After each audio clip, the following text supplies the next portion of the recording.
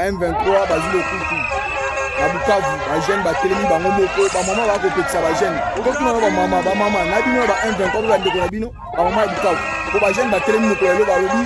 partout M23 azali na message oyo général ya kotumba pesa ki ba M23 48 heures okimo ko lelo yango moni yo na tongo ba jeune ya Bukavu bango moko ba telemi ba lobi ba okimbela ya général ya kotumba ba koti na ndako ya moko na moko ya ba M23 batamaka findu bandeko na ngai ozana masasi to ozana masasi te bakobeta bango banga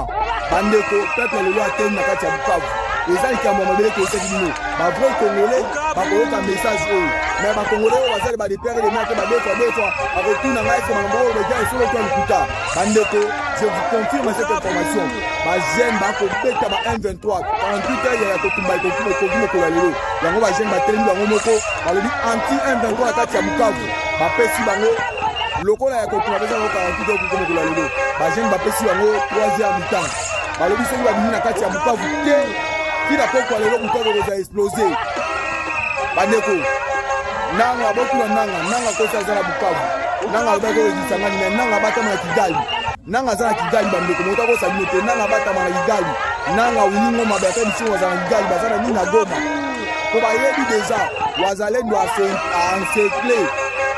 Bukavu mobimba 48 heures me bajeune bapesi bango 3h du temps tina pokwa lelo bokoka bakufi ba M23 ebele deja bakufi batongi ba M23 bazile kutu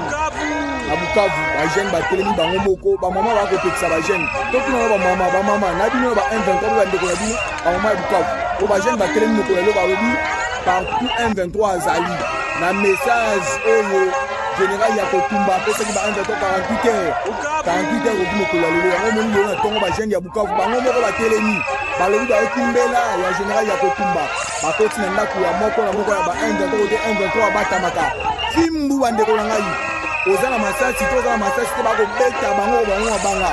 bandeko peuple lelo ateni na kati ya Bukavu eza likambo ya mabele toyesaki bino bavrai congolais bakoyoka message oyo mais bacongolais oyo bazali badepere de mate badefoa bakotuna ngai ese makambo oyo beja esolo to ya lokuta bandeko je vous confirme cette information bajeune bakobeta ba M23 48 heures ya kotumba ekoki mokolo ya lelo yango bajeune batelemi bango moko balobi anti M23 na kati ya Bukavu bapesi bango